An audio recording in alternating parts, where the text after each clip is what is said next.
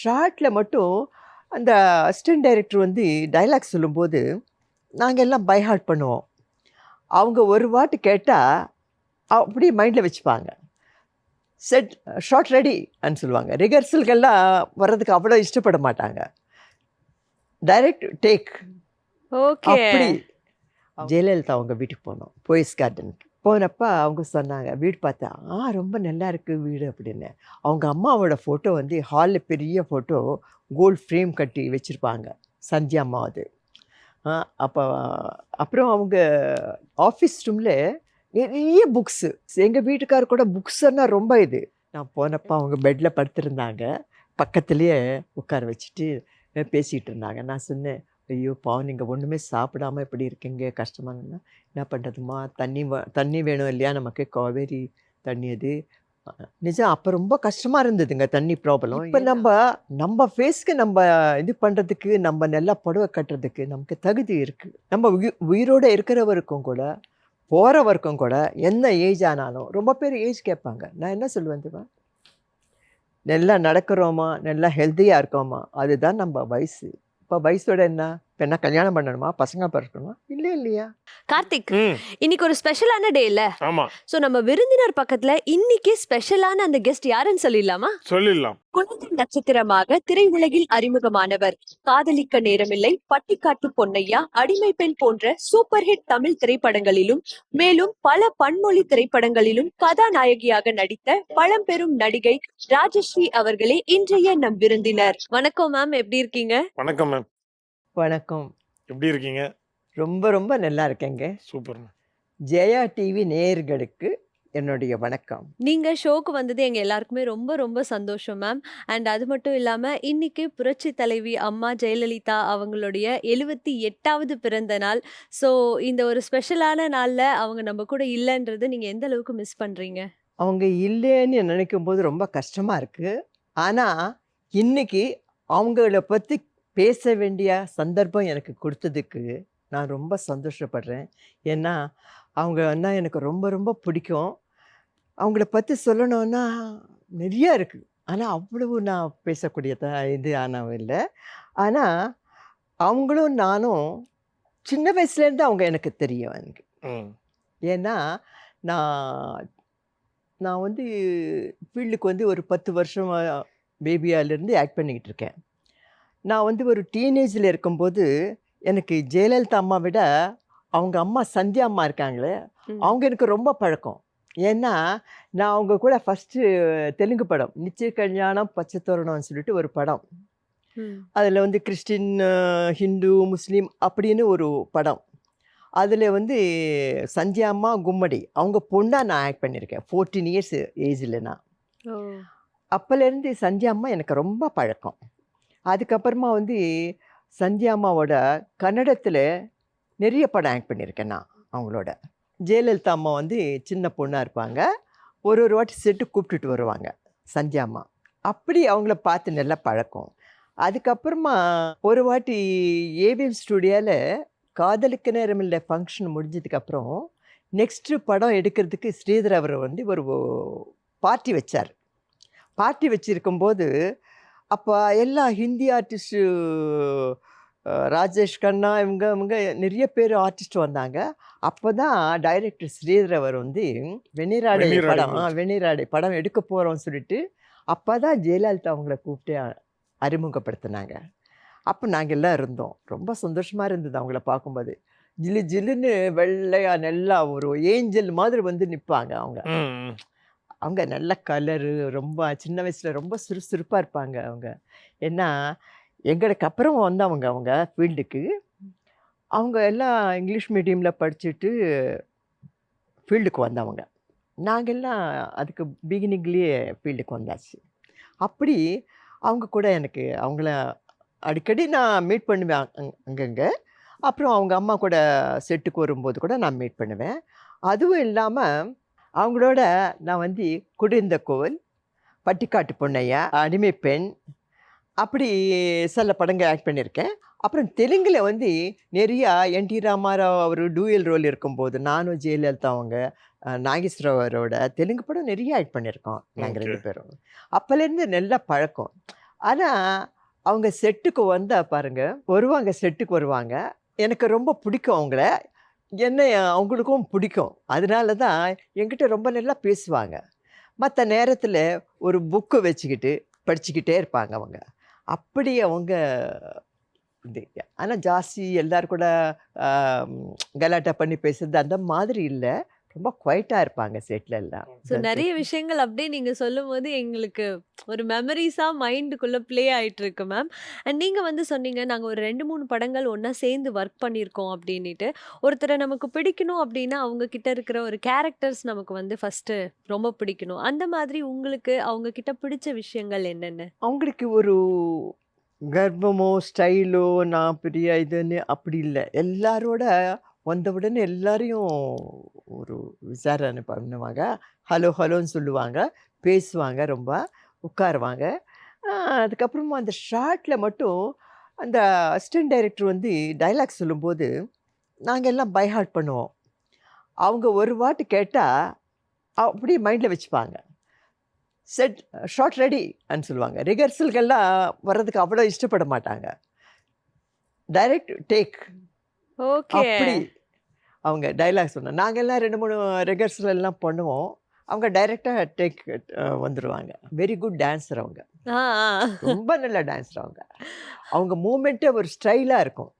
Wow! மற்றவங்க ஆடுறதுக்கும் அவங்க நடையோ இல்லைன்னா அந்த டான்ஸோ அந்த கிரேஸ் இருக்கும். ரொம்ப கிரேஸ் இருக்கும். ஏன்னா அவங்க எல்லாம் நல்லா படிச்சுட்டு நல்லா வந்தாங்க. ரொம்ப என்ன சொல்லணும்னா அவ்வளோ நல்லவங்கங்க. நான் ஒர்க் பண்ணிக்கிட்டு இருக்கும்போது அவங்க அம்மா காலமானப்போ கூட அவங்க டி நகரில் இருந்தாங்க, பாண்டி பஜார் கிட்ட. அப்போ வந்து அவங்க மதர் இருக்கும்போது நான் அவங்க வீட்டுக்கு போயிருக்கேன். சந்தியா அம்மா. ஏன்னா சந்தியா அம்மா எனக்கு ரொம்ப பிடிக்கும். ஏன்னா எனக்கு அம்மா மாதிரி அவங்க. அவங்க காலமானதுக்கப்புறம் அவங்க வீட்டுக்கு போய் ஜெயலலிதா அம்மா உட்காந்துருக்காங்க. அவங்க அம்மா இருக்காங்க. பார்த்தேன். பாவம் ரொம்ப. ஏன்னா அவங்களுக்கு இருக்கிறது அம்மாவும் ஒரு பிரதர் தான் நினைக்கிறேன். நம்ம என்ன ஆறுதல் சொல்ல முடியும்? போய் பார்த்துட்டு வந்தேன். அப்படி ஜாஸ்தி அவங்கள நான் அடிக்கடி மீட் பண்ணுவேன். அதுக்கப்புறமா வந்து நான் ஃபீல்டு விட்டுட்டு போனதுக்கப்புறம் ரொம்ப கேப் வந்துருச்சு. அவங்கள மீட் பண்ண முடியல எனக்கு. ஒரு வாட்டி என்ன மேரேஜ் பண்ணிட்டு போயிட்டு அசெம்பிளி நடக்கும்போது எங்க வீட்டுக்காரர் வந்து பொலிட்டிஷியன். ம். அதனால நான் ஹைதராபாத்லேருந்து சென்னைக்கு வரும்போது ஜெயலலிதா அவங்க வீட்டுக்கு போனோம். போயஸ் கார்டனுக்கு. போனப்ப அவங்க சொன்னாங்க, வீடு பார்த்தா, ரொம்ப நல்லா இருக்கு வீடு அப்படின்னு. அவங்க அம்மாவோட ஃபோட்டோ வந்து ஹாலில் பெரிய ஃபோட்டோ கோல்ட் ஃப்ரேம் கட்டி வச்சுருப்பாங்க. சந்தியா அம்மா அது.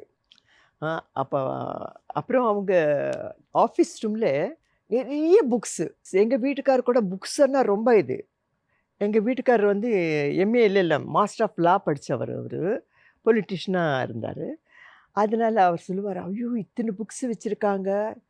அவங்கன்னு எங்கள் வீட்டுக்காரர் எப்போ சொல்லுவாங்க, ரொம்ப நல்லா படிப்பாங்க, ரொம்ப குட் லேடி அப்படின்னு சொல்லுவாங்க. அப்புறம் என் பையனை சின்ன வயசுல ஒரு 1.5 வயசு இருக்கும்.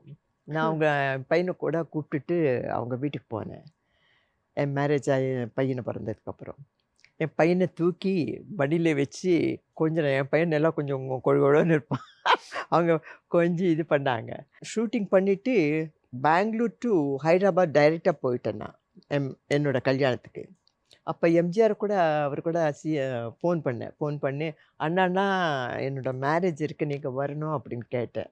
அவர் சொன்னார், அம்மா நான் இப்போ தான்மா சிஎம் ஆனேன், நான் கொஞ்சம் வர முடியாது, என்னோடய வார்த்தைகள் உனக்கு எப்போவுமே இருக்கும் அப்படின்னு சொல்லிட்டு எனக்கு ஃபோனோகிராம் பண்ணி, அப்போல்லாம் டெலிகிராமு இது தான் இருக்கும். ஆ. டெலிகிராம் பண்ணி இதெல்லாம் பண்ணார். அதுக்கப்புறம் ரொம்ப கேப் வந்துருச்சுங்க. இவ்வளோ கேப்க்கு அப்புறம் ஒரு நாள் சடனாக அவங்கள மீட் பண்ணேன். எங்க மீட் பண்ணீங்க? நான் வந்து சென்னைக்கு வந்ததுக்கப்புறம் எங்கள் வீட்டுக்காரர் கொஞ்சம் காலமானதுக்கப்புறம் சென்னை வந்துட்டேன். சென்னை வந்ததுக்கப்புறம் என் பையனை வந்து சென்ட் ஜோன்ஸ் ஸ்கூலில் ஜாயின் பண்ணேன். ஜாயின் பண்ணப்போ அங்கே ஸ்கூலில் டெய்லி நான் ஸ்கூலுக்கு காரில் போயிட்டு ட்ராப் பண்ணிவிட்டு திருப்பி வர்றது பழக்கம். ஒரு நாள் திடீர்னு என் பையனை ட்ராப் பண்ணிவிட்டு நான் அடையாறுலேருந்து வரும்போது பீச் ரோட்டில் நிறைய ஜனங்க இருக்காங்க. ஜனங்க இருந்தால் என் டிரைவரை கேட்டேன், என்ன இவ்வளோ ஜனங்க இருக்காங்க, என்னாச்சு அப்படின்னு.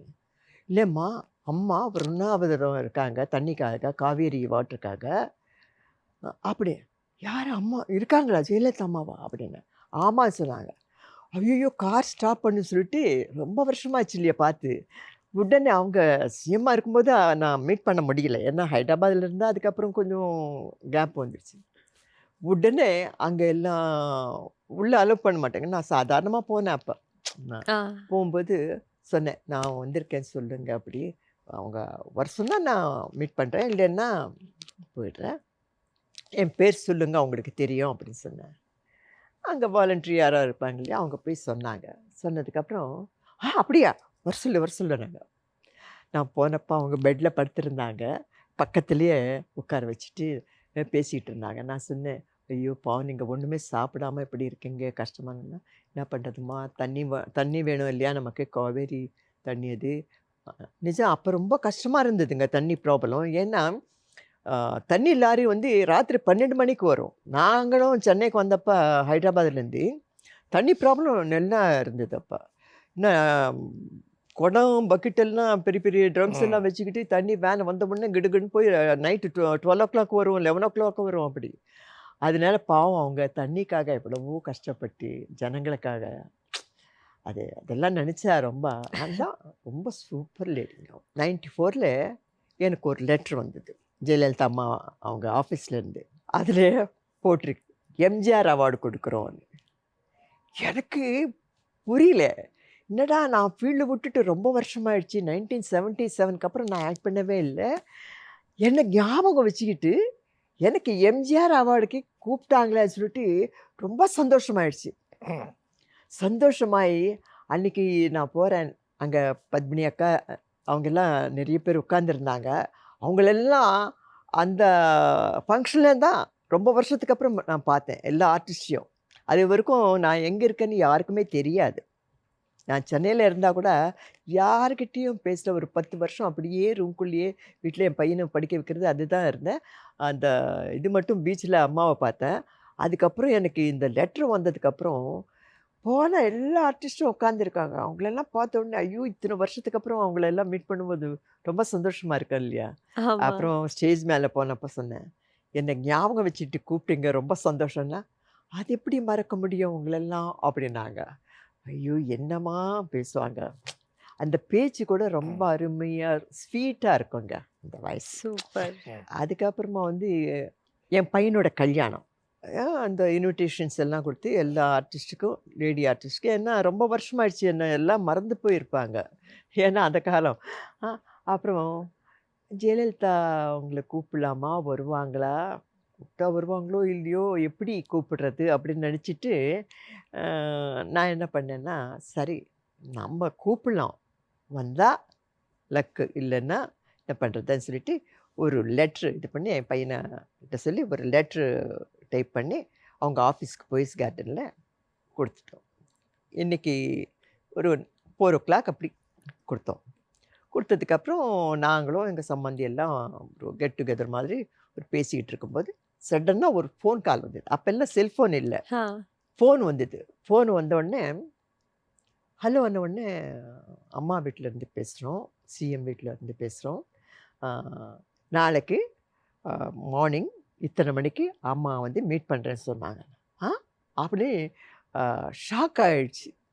என்னடா இன்னைக்கு கொடுத்தோம், நெக்ஸ்ட் டே நமக்கு வர சொல்லிட்டு கூப்பிடுறாங்களே அப்படின்னு சொல்லிட்டு, ஐயோ அப்படியா என்ன பண்ணுறதுன்னு சொல்லிட்டு கிடுகிடுன்னு இது போய் அந்த குங்குமம் பரணி ஒரு புடவை பத்திரிக்கை எல்லாம் வச்சுட்டு ஒரு 1/2 hour முந்தையே என் பையனை கூப்பிட்டுக்கிட்டு நாங்கள் போனோம். போயிட்டு உட்காந்துருந்தோம். கூப்பிட்டாங்க. கூப்பிட்டதுக்கப்புறம் பாருங்கள், அவங்க ரூமில் உட்காந்தாங்க. நாங்கள் எல்லாம் போய் அங்கே உட்காந்தோம். உட்காந்து என் பையன் போய் நமஸ்காரம் ஆசீர்வாதம் வாங்கினா. அந்த குங்குமம் இதெல்லாம் புடவெல்லாம் கொடுத்த உடனே சொன்னாங்க. பார்த்துட்டு என் பையன்கிட்ட, உங்கள் அம்மா எப்படி தெரியுமா, காதலிக்க நேரம் இல்லைல்ல என்னம்மா ஆக்ட் பண்ணியிருக்காங்க அப்படின்னு என் பையன்கிட்ட சொல்கிறாங்க. என் பையனை என் படம் ஜாஸ்தி பார்த்ததில்ல. ம். சொன்ன உடனே என் பையனை அப்படின்னா சொல்லிட்டு, உன்னைய சின்ன வயசுலேயே நான் வந்து உன்னை மடியில் தூக்கியிருக்கேன் ஞாபகம் தெரியுமா அப்படின்னாங்க. அப்படியா அம்மா அப்படின்னா ரொம்ப இது பண்ணார். அப்புறம் ரொம்ப நேரம் பேசினாங்க. ரொம்ப அன்பாக பேசுவாங்க. அவங்க பேச்சில் கூட ரொம்ப ஒரு அஃபெக்ஷனாக பேசுவாங்க அவங்க அந்த மாதிரி. ரிசப்ஷனில் வந்து எல்லா ஆர்டிஸ்ட்டு ஊரில் என் ஃப்ரெண்ட்ஸு எல்லா ஆர்டிஸ்ட்டும் நான் கூப்பிட்டுட்டேன். லேடி ஆர்டிஸ்ட் எல்லாம் கூப்பிட்டதுக்கப்புறம் எல்லாரும் அஞ்சலி தேவிலேருந்து ராஜேஸ்வரன் அவங்க எல்லாம் வயசானவங்க. அவங்கலேருந்து ராதிகா, மீனா, அவங்கலேருந்து வாணிஸ்ரீ, சாரதா, சரோஜா தேவி அக்கா வந்து பெங்களூர்லேருந்து வந்தாங்க. அப்புறம் வந்து கிருஷ்ணகுமாரி கூட வந்தாங்க. இவங்கெல்லாம் வந்தாங்க. திடீர்னு ஃபோனு ஹோட்டலில் இருக்கும்போது, அம்மா வராங்க. ஆ அப்படின்னு ஷாக் எனக்கு. பொண்ணும் பையனும் வந்த உடனே கால் பண்ண உடனே அவங்க வருவாங்க. அந்த சீட்டுக்கு வந்த உடனே அப்படின்னு சொன்னாங்க. உடனே போலீஸ் கிலீஸ் எல்லாம் வந்துருச்சு. நாங்கள் ஒரு பெரிய பொக்கே நானும் எங்கள் சம்மந்தியும் ஒரு பெரிய பொக்கே எல்லாம் வச்சுக்கிட்டு நின்னோம். அவங்க காரில் அந்த சிடி கூட எனக்கு அனுப்புனாங்க ஜெயா டிவிலேருந்து. ஓ! சோ என்கிட்ட ஸ்வீட். இருக்கு, இப்போ கூட இருக்கு. பேசிக்கிட்டு நானும் என் சம்மந்தியும் வந்தோம். ஸ்டேஜுக்கு வந்தாங்க. என் பையன் நமஸ்காரம் பண்ணாங்க, மருமகளும் நின்னாங்க. நின்னதுக்கு அப்புறமா வந்து அப்படி வந்தாங்க. எங்கள் அக்கா நடக்க முடியாது, ரொம்ப போல்டு, வீல் சேரில் உட்காந்துருந்தாங்க. எங்கள் சிஸ்டர் உட்காந்தா அங்கே நின்றுக்கிட்டு அவங்கக்கிட்ட பேசினாங்கங்க ரொம்ப நேரம். எங்கள் அக்கா ஷாக் ஆகிட்டாங்க. எனக்கு ஞாபகம் என்ன, எங்கள் அக்கா தான் என் கூட ஜாஸ்தி ஷூட்டிங்கெல்லாம் வருவாங்க. அம்மா பவுனாரா அப்படின்னாங்க.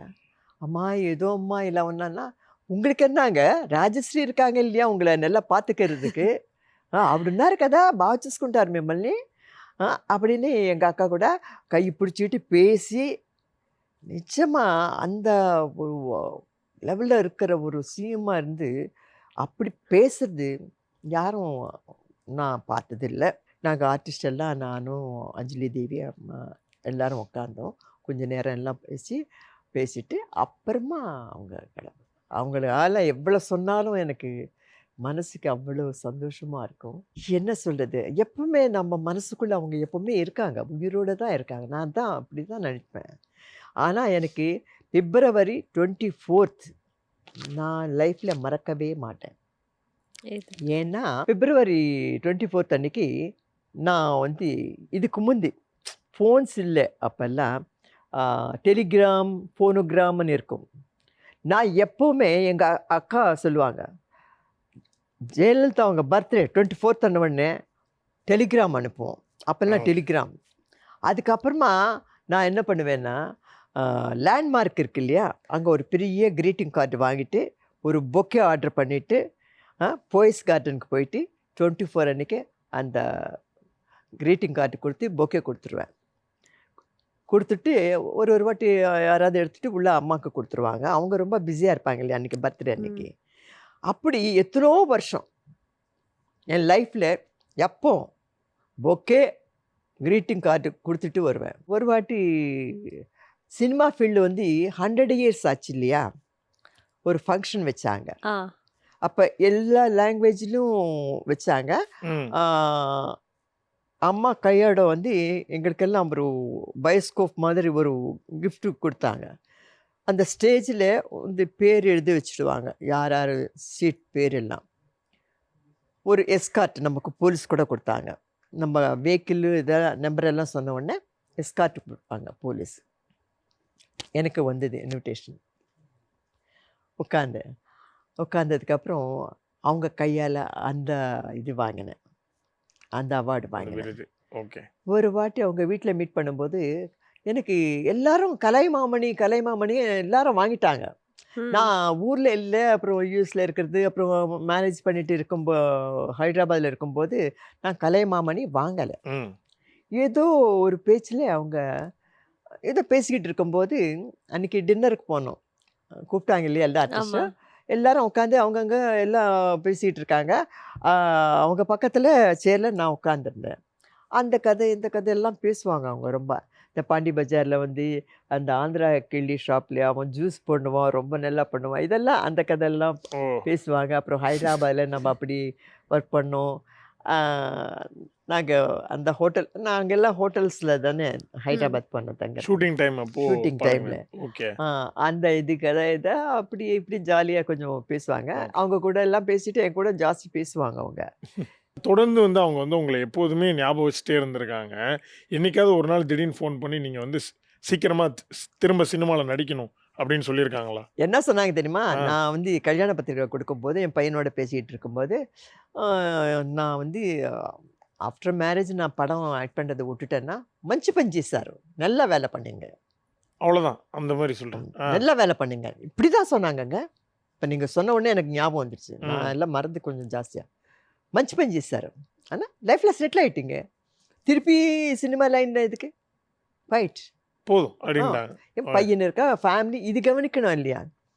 இந்த லைஃப் இஸ் ஓவர். சின்ன ஓகே. 10 வயசுலேருந்து ஆக்ட் பண்ணி ஆ, அந்த லைஃப் முடிஞ்சு போச்சு. நான் வந்து ஹீரோயின் ஆக்ட் பண்ணும்போதே ரிட்டயர்ட் ஆயிட்டேன். திருப்பி அம்மா நெக்ஸ்ட் என்ன ஒரு ஏஜ் ஆனதுக்கப்புறம் அக்கா, அண்ணி, அம்மா, பாட்டி இந்த ரோல்ஸ் தான் ஆக்ட் பண்ணேன். ஆமா.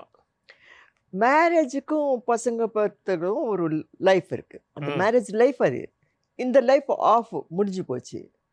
அப்புறம் இதுக்கும் அதுக்கும் கால் வைக்க முடியாது. இந்த லைஃபுக்கும் கல்யாணமாகி ஆக்ட் பண்ணுறதுன்னா சரியா இருக்காது. அதுவும் எங்க வீட்டுக்காரர் வேறு நிறைய பெரிய ஃபேமிலி அவங்களது. ஓகே. அப்படி இருக்கும்போது இந்த லைஃப் முடிஞ்சு போச்சு. இந்த லைஃப் இதாச்சு.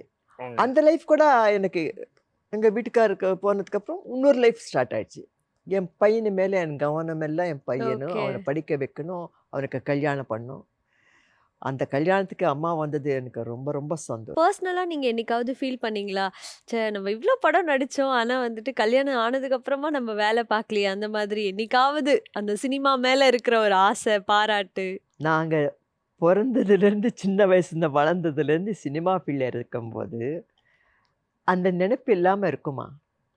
ஆனால் ஒன்று நம்ம சினிமா டிவி அப்போல்லாம் டிவியெல்லாம் இருக்கு இல்லையா? டிவி இந்த டேப் ரெக்கார்டு இதெல்லாம் இருக்கு இல்லையா? அதெல்லாம் பார்க்கும்போது ஆஹான்னு. ஆனால் அவங்களெல்லாம் பார்க்கும்போது நம்ம சொந்தக்காரங்களை பார்க்குற மாதிரி ஃபீலிங் வரும். அந்த ஆர்டிஸ்ட் எல்லாம் பார்க்கும்போது அது லைஃப். ஆனால் எனக்கு அந்த ஃபீலிங் வரல. என் பையன் பிறந்ததுக்கப்புறம் ஃபுல்லாக எனக்கு கவனம் எல்லாம் என் பையன் மேலே தான் இருந்தது. ஓகே. அந்த ஃபீலிங் வரல. ஓகே. பட் மேம் என்னதான் இல்லையா? நீங்க வந்துட்டு ஒரு பிரேக்ல இருந்தாலும், எப்பயுமே பெண்களுக்கு அந்த மேக்கப் போடுறது, புடவை கட்டுறது, அந்த அழகா ரெடி ஆகுறது பார்த்தீங்களா? இப்ப கூட நீங்க இந்த இன்டர்வியூக்கு என் சைட்ல இருந்து உங்க ஃப்ரேம பார்க்கணும் மேம். சும்மா ஜொலி ஜொலி ஜொலி ஜொலின்னு ஜொலிச்சிட்டு இருக்கீங்க. உங்க நான் ஒன்று கம்மலா சொல்லட்டுமா? இருக்கட்டும், நான் மூக்குத்தி. ஒன்று சொல்லட்டுமாம்மா? சொல்லுங்க. சொல்லுங்க. இப்போ என்ன நீங்கள் கூப்பிட்டீங்க. ம். நான் யார்? ராஜஸ்ரீ ஒரு ஆர்டிஸ்டாக இருந்தனால என்ன இன்டர்வியூ கூப்பிட்டீங்க. இந்தோட ஃபிகரு இந்தோட இதனால தான் சின்ன வயசுலேருந்து இத்தனை வயசு வரைக்கும் நம்ம ஜனங்க நம்மளை ரசித்து நாங்கள் இவ்வளோ டாப்பில் இருக்கோம்னா நம்ம மூஞ்சி நம்ம இது ஆக்டிங்கு நம்ம இதுனால நம்ம இவ்வளோ வருஷம் இருந்தோம். இப்போ நம்ம ஃபேஸ்க்கு நம்ம இது பண்ணுறதுக்கு நம்ம நல்லா புடவை கட்டுறதுக்கு நமக்கு தகுதி இருக்குது. நம்ம உயிரோடு இருக்கிறவருக்கும் கூட போகிறவருக்கும் கூட என்ன ஏஜ் ஆனாலும் ரொம்ப பேர் ஏஜ் கேட்பாங்க. நான் என்ன சொல்லுவேன் தெரியுமா? நல்லா நடக்கிறோமா, நல்லா ஹெல்த்தியாக இருக்கோமா, அதுதான் நம்ம வயசு. இப்போ வயசோட என்ன? இப்போ என்ன கல்யாணம் பண்ணணுமா, பசங்க பிறக்கணுமா? இல்லை இல்லையா? நீங்கள் சொன்னீங்க ஜிலி ஜிலின்னு இப்போ கூட இந்த வயசில் ட்ரெஸ் பண்ணுறீங்கன்னு. எந்த வயசுலையும் பண்ணலாமா? அது நம்ம உரிமை. நம்ம இது நம்ம இஷ்டம். சில பேருக்கு பிடிக்கும், சில வாவ்! பேருக்கு பிடிக்காது. ஓகே. ஓகே.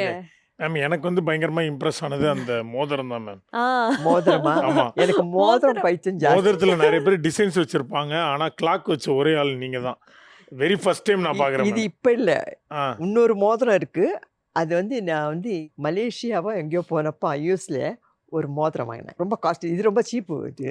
அது ரொம்ப காஸ்ட்லி வாட்ச். ஓகே. அது இவ்வளோ பெருசாக இருக்காது. அந்த மோதிரத்தில் வாட்ச். வாட்ச். அப்போவே அந்த காலத்தில் எனக்கு மோதிரம் பைத்தியம் மூக்குத்தி பைத்தியம் ஜாஸ்தி. வாவ்! ஓகே. மேம் நீங்க ஒரு ஆர்டிஸ்ட்டா இருந்திருக்கீங்க. அண்ட் வந்துட்டு உங்கள நல்லா கேரி பண்ணிக்கணும். அது ஒரு செல்ஃப் கான்ஃபிடன்ஸ் அப்படின்னு சொல்றீங்க. ஏதாவது டிப்ஸ் மேம் எங்களுக்காக? நீங்க ஃபாலோ பண்ண ஒரு டிப்ஸ்? எனக்கு கடவுள் பக்தி ரொம்ப ஜாஸ்தியம்மா. ஆ. ஓகே. காலம்பரை எழுந்திரிச்ச உடனே என் ரூம்லேருந்து அந்த சன் வரும்போது நமஸ்காரம் பண்ணி ப்ரே பண்ணுவேன். அதுக்கப்புறம் குளிச்சுட்டு வந்து உட்காந்து எனக்கு மந்திரம் கிந்திரம் எல்லாம் சொல்ல தெரியாது. ஐபேட் வச்சுப்பேன். அந்த சன்லைட் வரும்போது அந்த ஐபேடில் எல்லா கடவுளோட இதுவும் அபிஷேகம் இதெல்லாம் சுப்ரபாதம் ஸ்லோகன். மாதிரி இதெல்லாம் வந்து இதுக்கு முந்தெல்லாம் 2 ஹவர்ஸ் பண்ணுவேன். இப்போ வந்து ரொம்ப நேரம் உட்கார முடியாது. அந்த சேர்ல உட்காந்துட்டு டேபிள் மேல வச்சுக்கிட்டு ஐபேட நான் வந்து ப்ரே பண்றது, அந்த மந்திரமெல்லாம் காதுல பட்டு, அந்த அபிஷேகம் பார்க்கறதே நம்ம கோயிலுக்கு போய் பார்த்த மாதிரி அந்த மாதிரி ஃபீலிங்க எந்த மார்னிங்ல வந்து யாரும் ஒரு இது இருக்காது. அந்த மாங்கா மரம், வேப்ப மரத்தில அந்த கிடிங்க சத்தம் வரும் பாருங்க. கல கல கலன்னு. அது ரொம்ப பிடிக்கும் எனக்கு. அந்த தேங்காய் மரம் அதில தேங்காய் எல்லாம் இருக்கும். அந்த மாங்காய் செடியெல்லாம் இருக்கும். அங்க இந்த பேர்ட்ஸ் எல்லாம் கத்தும். அந்த சத்தம் கேட்டுக்கிட்டு இந்த ப்ரே பண்ணிக்கிட்டு இருந்தா ரொம்ப ஹேப்பியா இருக்கும். சரி, நீங்க சமைக்கிறதுலயே ஐயோ! பெஸ்ட்டா சமைப்பேன் அப்படின்னா எந்த ரெசிபி மேம்? எந்த சமையல டிஷ்? பத்தி கேட்காதீங்க. சமைக்கவே வராது எனக்கு. என்னம்மா இப்படி சொல்லிட்டீங்க? என்ன மேம் இப்படி சொல்லிட்டீங்க? ஐயோ! எங்க அம்மா சின்ன வயசுலேருந்து அடுப்புக்கிட்டயே என்ன அலோவ் பண்ண மாட்டாங்க. ஓகே. அலோவ் பண்ண இல்ல மாட்டாங்க. மேம், ஏன்னா பையனுக்கு இதெல்லாம் சமைச்சு குடுக்குறப்போ, அது அவங்களுக்கு புடிச்சது எங்க ஏதாவது வீட்டுக்காருக்கு சொல்லியிருக்காங்களா? ஒரு காஃபி பண்ண கூட தெரியல எனக்கு. சமையல்காரர் தான் வந்து அவர் சொல்லுவாரு, "போட்டும் அங்கிருந்தாவது அந்த கப்பு குடுத்து என் எடுத்துட்டு கையில வந்து குடுன்னு" குடுங்க. சொல்லுவாரு. ஆ. அப்படிப்பட்ட எனக்கு சமையல் தெரியாது. ம். ஆனா, எங்க வீட்டுக்காரர் போனதுக்கப்புறம் பிடிவாதமா ஏன் நம்ம வந்து தெரியாதுன்றது ஒண்ணும் இல்ல லைஃப்ல நமக்கு. எல்லாம் நமக்கு தெரியும். ஆனா பண்றதுக்கு அந்த இன்ட்ரெஸ்ட் இருக்கணும். அந்த இது இருக்கணும். ஆமா. ஆனா நெறைய பண்ண முடியாது. எல்லாம் சின்ன குக்கரு, சின்ன இது எல்லாம் வச்சுக்கிட்டு என் பையனுக்காக மட்டும் ட்ரையல் பண்ணிக்கிட்டு உங்க பையன வச்சு ட்ரையல் பண்ணியிருக்கீங்க. அவர் வந்து அவன் சொல்லுவான், ஆ. "அம்மா உன் சாப்பாடுன்னா பயமா இருக்கம்மா" அ. அப்படின்னுவான். ஆனா இப்ப கொஞ்சம் பண்ணணும்னா கொஞ்சம் லேட் ஆகும். இது ஒரு ஒரு வாட்டி நல்லா இருக்கும். ஒரு ஒரு வாட்டி தோசை நல்லா போடுவேன் நான். மேம், நீங்க வந்து லைக் என்னதான் இருந்தாலும் ஒரு ஃபேமிலி லைஃப்குள்ள வந்தாலும், சினிமான்றது உங்களுடைய பிறப்பிலேருந்தே இருக்கு. ஸோ அது வந்து உங்க லைஃபோட மிகப்பெரிய ஒரு பார்ட். ஓகேவா? ஸோ அப்படி இருக்கும்போது, இப்போ நீங்க படங்கள்லாம் ஏதாவது பார்க்குறீங்களா? அப் டு டேட் இருக்கிறதுக்காக? நெறைய படம் பார்க்குறேங்க. ஓகே. சமீபத்தில ஏதாவது பிடித்த படங்கள் ஏதாவது இருக்கா மேம்? தெலுங்கு ஜாஸ்தி ஓகே. பார்ப்பேன். அந்த மகேஷ் பாபு, ஆ. ஆ என்டிஆர், ஜூனியர் என்டிஆர், அப்புறம் வந்து சிரஞ்சீவி பையன் ராம் சரண், ராம் சரண், ஆ அல்லு அர்ஜுன். அல்லு அர்ஜுன். ஆ. ஏன்னா அல்லூர் ராமலிங்கம் எல்லாம் நாங்க எல்லாம் சின்ன வயசுலேருந்து ஒரு பக்கத்துல இருந்தவங்க. ஓ! Okay, okay. அவங்க எல்லாம் அப்புறம் தமிழ் படங்க பார்க்குறேன். Okay, okay fine. நல்ல படங்க. ரஜினியோட படம், கமல் ஓகே. படம். ம். உங்களுக்கு தெரியாது தானே இருக்கு. நல்ல சரி மேம். ஆனா எனக்கு நல்ல ஆ, ரசிக்கிற மாதிரி இருக்கணும். ஓ. ரொம்ப சண்டை கொலைன்னா அது என்னமோ இப்ப ரசிக்க முடியல ஒரு எனக்கு. மென்மையான ஒரு காதல் படம், ஃபேமிலி படம்னா பார்க்கலாம். ஃபேமிலி படம். ஆ. ஆ. மேம், உங்ககிட்ட இன்னொரு கொஸ்டின் கேட்கணும் அப்படின்னு தோணுது. சரி. ஸோ உங்களோட மேரேஜ் லைஃப் அப்படின்றது கொஞ்சம் சீக்கிரமாவே உங்க ஹஸ்பண்ட் வந்துட்டு தவறிட்டாரு. அதுக்கப்புறமா உங்களுக்கு பையன் இருக்காங்க. நீங்க அவங்கள டேக் கேர் பண்ணிக்கணும். அந்த மாதிரி ஒரு டெசிஷன் நீங்க எடுத்துட்டீங்க. பட் இருந்தாலும் யாருமே உங்கள சுத்தி இருக்கிறவங்க நீங்க ஒரு செகண்ட் மேரேஜ் பண்ணிக்கணும். இல்லன்னா அகைன் நீங்க சினிமாக்கு நடிக்க போகணும். இந்த மாதிரி யாரும் உங்ககிட்ட சொல்லலையா? இல்ல நீங்களாவே எனக்கு இன்னொரு கல்யாணம்ன்றது வேண்டாம் அப்படின்னு அந்த டெசிஷன் எப்படி எடுத்தீங்க? அதுல தீர்மானமா எப்படி இருந்தீங்க? அந்த காலத்துக்கும் இந்த காலத்துக்கும் நிறைய வித்தியாசம் இருக்கு. இந்த காலத்துல அப்படி ஆயிருந்திருந்தா வேற விதமா இருந்திருக்கும். அந்த டைம்ல வந்து அதுக்கப்புறமா வந்து மேரேஜ் லைஃப்ன்னா எல்லாம் ஆஹான்னு இருந்தேன். ஓஹோன்னு இருந்தேன். எந்த குறையும் இல்ல. ஹேப்பியா இருந்தேன். பையன் பொறந்தாரு. என் பையனுக்கு வந்து 3 இயர்ஸ் இருக்கும்போது ஹார்ட் அட்டாக் வந்தது அவருக்கு. ஹாஸ்பிட்டல்ல அட்மிட் ஆனாரு. நல்லாயிடும். வீட்டுக்கு வந்துடலாம். நெக்ஸ்ட் டே மார்னிங் வீட்டுக்கு வர வேண்டியது. நைட் செகண்ட் அட்டாக் வந்துருச்சு. லைஃப் டன் ஆயிடுச்சு. அதுதான் சொல்றேன் விதி. விதியை யாரையும் மாத்த முடியாது விதிய. அதனால லைஃப் என்ன ஆயிடுச்சுன்ன உடனே அப்ப எனக்கு வெக்ஸ் ஆயிடுச்சு.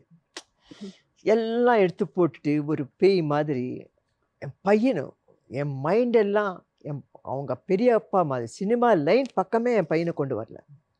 எல்லாரும் என்ன நினைப்பாங்க, என் பையன் நல்லா இருப்பான், ஹைட்டு வெயிட் நல்லா இருப்பான், நல்லா ஃபிகர் அது.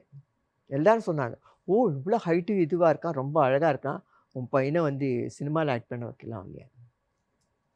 அதனால தான் இந்த சினிமா ஃபீல்ட்லேருந்து நான் தூரமாக விலகிட்டு சில ஃப்ரெண்ட்ஸ் இருந்தாங்க சினிமாக்காரங்க, அவங்க பசங்க கூட இருந்தாங்க. நான் இவனும் சேர விடலை நான். அதனால தான் யார்கிட்டையும் டச்சில் வச்சுக்காம தனியாக இருந்தேன். தனியாக இருந்து அவனை படிக்க வச்சு அவனை பெரிய ஆளாக்கணும். அதுதான் என்னோட ஆம்பிஷன். படிக்க வச்சேன். நம்ம லைஃப் முடிஞ்சு போச்சு அவ்வளோதான். சினிமாவா இதுவா முடிஞ்சு போச்சு. ஏதோ கடவுள் புண்ணியத்தில் இப்படி இருக்கும். பையனை அவன் சொன்னான், அம்மா நான் டிகிரி எல்லாம் யூஎஸில் பண்ணுறேன், அங்கே பண்ணுறேன். அவனே எல்லாம் போயிட்டு இதெல்லாம் பண்ணிட்டான். அவன் யூஎஸ் போன உடனே பிளாங்க் ஆயிடுச்சு என் மைண்டு. என்னடா அப்படியே செல்லமாக வளர்த்தோம், யூஎஸ் போயிட்டான். அந்த டைமில் அப்போ லேண்ட் ஃபோன் இல்லை, அது இல்லை. லேண்ட் ஃபோன் எங்கே இருக்கானோ, என்னமோ செல்ஃபோன் இல்லை, ஒன்றும் இல்லை. கம்யூனிகேஷன் ரொம்ப கஷ்டம் இல்லையாப்பா. ரொம்ப அவஸ்தைப்பட்டேன் எங்கள் லைஃப்பில். ரொம்ப ரொம்ப அவஸ்தைப்பட்டேன். கஷ்டப்பட்டுட்டு ஒரு பைத்தியம் மாதிரி ஆகிட்டேன். அதுக்கப்புறமா கொஞ்சம் லைஃப்பில் செட்டில் ஆகி கொஞ்சம் நார்மல் ஸ்டேஜ்க்கு வர்றதுக்கு ரொம்ப கஷ்டமாச்சு எனக்கு. ஃபேமிலி ப்ராப்ளம்ஸ் எல்லாம் இருந்தது. கோர்ட்டுக்கு சுற்றுறது, அங்கே கொடுத்துறது, ப்ராப்பர்ட்டி ப்ராப்ளம்ஸ், அந்த ப்ராப்ளம்ஸ், இந்த ப்ராப்ளம்ஸ் நிறையா இருந்தது. எல்லாம் ஃபேஸ் பண்ணிட்டேன். இப்போ ஃப்ரீ பேர்ட். மேம் உங்களுக்கு வந்துட்டு லைக் நீங்கள் அப்போவே வந்துட்டு எம்ஜிஆர் சார், சிவாஜி சார் அவங்க கூட எல்லாம் நடிச்சிருக்கீங்க. ஒரு பீக்கில் இருக்கும்போது உங்களுக்கு கல்யாணம் நடக்குது. ஸோ உங்கள் ஹஸ்பண்ட் ஃபேமிலி சைட்லேருந்து நீங்கள் இனிமேல் நடிக்க போக வேண்டாம் அப்படின்னு ஒரு கண்டிஷன் போடுறாங்க. உங்களுக்கு இந்த கேட்கும்போது கோவம் வந்துச்சா? அந்த கோவத்தை என்னைக்காவது வெளிப்படுத்துனீங்களா? நீங்கள் நம்ப மாட்டீங்க, எனக்கு கோவமே வராதுங்க. அது என்னமோ என் ராசி. யாராவது என்ன ஒரு மாதிரி பேசினா, ஹர்ட் ஆகிற மாதிரி பேசினா கூட நான் பதில் சொல்ல மாட்டேன். என்னோட ரியாக்ஷன் என்னன்னா, அவங்கக்கிட்ட பேச மாட்டேன், அவ்வளோதான். அவாய்ட் பண்ணி, ஓஹோ இவங்க குணம் அப்படி, நமக்கு லைக் படாது. மேம் இன்னைக்கு இருக்கிற ஹீரோயின்ஸ்லாம் மேம், ஸோ நம்ம வந்து சோஷியல் மீடியாவில் பார்க்க முடியுது. அவங்களுக்கு ஹேர் ட்ரெஸ் ஒருத்தவங்க இருப்பாங்க, மேக்கப் ஆர்டிஸ்ட் 2 பேர் இருப்பாங்க, அசிஸ்டன்ஸ் ஒரு 2 பேர் இருப்பாங்க, பாடி அவங்களுக்கு கார்ட்ஸ். அசிஸ்டன்ஸ் ஒரு 2 பேர் இருப்பாங்க. இந்த மாதிரி ஒரு 10 பேரோட தான் அவங்க செட்டுக்கே வருவாங்க. பட் ஆனால் அந்த காலத்தில் எப்படி மேம், நீங்கள் உங்களுக்குன்னு டீம் ஏதாவது வச்சுருந்தீங்களா? இருக்குங்க, ம். அந்த காலத்துலேருந்து தான் ஃபாலோ ஆகுது. ஆனால் இப்போ கொஞ்சம் ஜாஸ்தி ஆகிட்டாங்க பாடி கார்ட்ஸ் எல்லாம். எங்கள் காலத்தில் என்னன்னா, எங்களுக்கு செட்டுக்கு வந்த உடனே ஒரு அசிஸ்டண்ட் இருப்பாங்க, ட்ரே பிடிச்சிக்கிட்டு கண்ணாடி இதெல்லாம் ஒரு வாட்டி கிரிசலின் அழரசின் இருந்தால் இதெல்லாம் டச்சப் பண்ணுறதுக்கு இதுக்கு ஒரு நம்ம வீட்டிலேருந்து ஒரு பையனோ பொண்ணோ ஒரு பையனோ வருவாங்க. ஒரு நாற்காலி போடுறதுக்கு சின்ன ஃபேன் வைப்பாங்க. என்ன பெரிய ஃபேன் வச்ச காற்றுக்கு இதாகும், பெரிய பெரிய ஃபேன்ஸ் இருக்கும் செட்டில் எல்லாம். அந்த காலத்துலேருந்தே இருக்குங்க. மேம் நீங்கள் வந்து ஒரு பீக்கில் நடிச்சிட்டு இருந்த டைமில் பயங்கர ஒரு ரசிகர்கள்லாம் நிறைய பேர் இருந்திருப்பாங்க. நிறைய பேர்கிட்டேருந்து வந்து இந்த கடிதாசெல்லாம் வந்திருக்கும். அதில் ஏதாவது ப்ரொபோசல்லாம் வந்திருக்கா மேம் உங்களுக்கு? ப்ரப்போசல் நான் இருக்கேன் உங்களை கல்யாணம் அது பண்ணிக்க அது அப்படின்னு. என்னமோ ரெட் பிளட்ல எழுதுற மாதிரி எழுதுவாங்க. அப்புறம் வந்து அந்த ரத்தத்தில் கவிதைலாம் எழுதி அனுப்பியிருக்காங்களா மேம்? அப்புறம் வந்து ஒரு நம்ம ஸ்கெட்ச் போடுவாங்க, டிராயிங் போட்டு இந்த ராஜஸ்ரீன்னு அதே இதில் நம்ம ஃபேஸ் போட்டுட்டு அனுப்புவாங்க, லெட்டர்ஸ் அனுப்புவாங்க, நிறைய வருங்க அது. வாவ். Okay. அப்போ மூட்டையாக இருக்கும். அவ்வளோ ப்ரொபோசல்ஸ் வரும்போது எப்படி மேம் இருக்கும் உங்களுக்கு? அப்படி 10 பிரித்து கொடுத்துருவாங்க.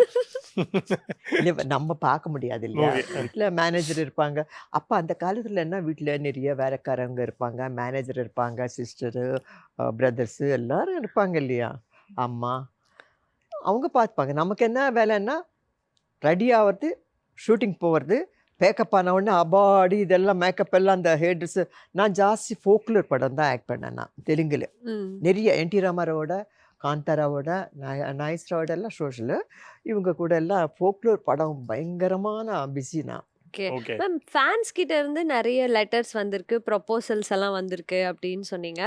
இந்த கோ ஆக்டர்ஸ் அந்த மாதிரி உங்களுக்கு வந்துட்டு லெட்டர் கொடுத்தவங்க, கல்யாணம் பண்ணிக்கிறேன் அப்படின்னு சொன்னவங்க, அந்த மாதிரி மெமரி ஷேர் பண்ணுங்க. நீங்க யாருன்னு கூட சொல்ல வேண்டாம், பட் ஒன் குட் ப்ரொபோசல்.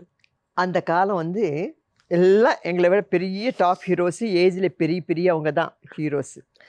நாங்கள் குட்டி குட்டியாக தான் வந்தோம். அவங்க படமெல்லாம் பார்த்து ஸ்கூலில் இருக்கும்போது படம் பார்த்து வந்தவங்க நாங்கள். இப்போ சிவாஜி, எம்ஜிஆர் இவங்கெல்லாம் படம் பார்த்து நிறைய, அவங்க பானுமதி, பத்மினி அவங்க கூட ஆக்ட் பண்ண ஹீரோஸ் அவங்க. நாங்கள் அப்போ சின்ன பசங்கள்லேருந்து அப்படியே அவங்க படங்க பார்த்துக்கிட்டு வளர்ந்தவங்க. எங்களுக்கு அவங்கன்னா கொஞ்சம் பயமாக இருக்கும், ஆக்ட் பண்ணுறதுக்கே பயம். இப்போ எம்ஜிஆர் வந்தாருன்னா செட்டுக்கு பின் ட்ராப் சைலண்ட், அப்படி டைலாக் சொல்கிறோமா, பை ஹேட் வச்சுக்கணுமா, ஒரு ஷார்ட்டில் ஓகே பண்ணணும், அந்த டென்ஷன் இருக்கும் எங்களுக்கு. ஏன்னா கிளாப் அடிச்ச உடனே ஒரு பிளாங்க் ஆகிடும். ஷார்ட் ரெடி அப்படின்னு ஒரு கிளாப் எடுப்பாங்க. பிகினிங்கில் என்ன ஆகும், நம்ம சொல்ல வேண்டிய டைலாக் வராது. இப்போ பாருங்கள், ரெடி என்ன ஒன்று அந்த ஸ்டார்டிங்கில் ஸ்டார்டிங் நம்ம ட்ரபிள். ட்ரபிள் வந்துடும். அப்படி ஆகிடும். அதுக்கப்புறம் நெக்ஸ்ட் வந்தவங்க தமிழ் ஆகட்டும் தெலுங்குல ஆகட்டும், தமிழில் நெக்ஸ்ட் அவங்க பெரிய ஹீரோஸ்க்கு அப்புறம் நெக்ஸ்ட் வந்தவங்க ரவிச்சந்திரன், ஜெய்சங்கர், ஏவிஎம் சிவகுமார் ராஜன், சார். முத்துராமன் இவங்கெல்லாம் இருக்காங்க நெக்ஸ்ட் கேட்டகரி. ம். அதே மாதிரி தெலுங்குல சோபன பாபு, கிருஷ்ணா, ராமகிருஷ்ணா, ஹரநாத் அப்படின்னு கேட்டகரிஸ் இருக்காங்க.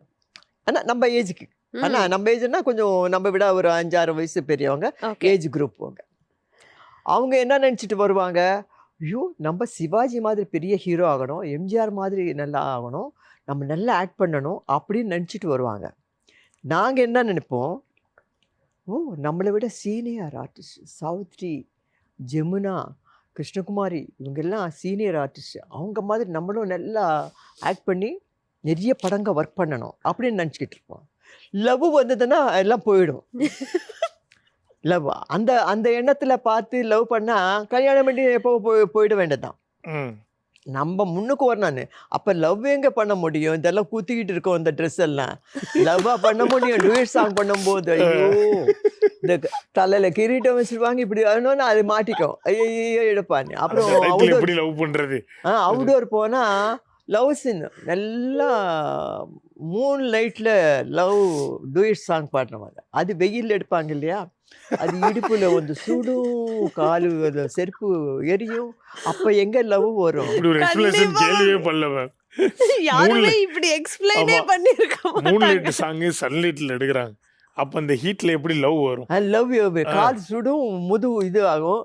நம்ம வந்து லவ் பண்ணோன்னா சிரிப்பே வராது. அந்த ரிஃப்ளெக்ஷன் வேறு போட்டுருவாங்க அந்த லைட், அது கண்ணுலேருந்து தண்ணி தான் வரும். உங்க ஒர்க் பிளேஸ்ல லவ் பண்ற கல்ச்சரே இல்ல. இல்லை. ஒர்க் ஹார்ட் ஒர்க் அந்த மாதிரி இருந்திருக்கு. ஆமாம், டைலாக்ல தான் லவ் சீனில் டைலாக் பேசுவோம், ஓகே அதுதான் லவ். மேம். ஒரு ஃப்ளாஷ்பேக் போய் பார்த்தா எம்ஜிஆர் சார் கூட வந்து நீங்கள் வந்து உங்களுடைய 14வது ஏஜில் நீங்கள் ஒரு படம் நடிக்கிறீங்க ஹீரோயினா. அப்படியே கட் பண்ணால் உங்களுடைய ஃபேர்வெல் சாங் அதுவும் எம்ஜிஆர் சார் கூட தான் நடிச்சிருக்கீங்க. ஸோ அந்த அனுபவம் பற்றி சொல்லுங்கள். ஸோ இந்த கோஇன்சிடென்ஸ் எப்படி? எனக்கு என்னமோங்க எம்ஜிஆர், நான் எப்போ சொல்லுவேன், அவர் 3 எழுத்து நானும் 3 எழுத்துன்னு.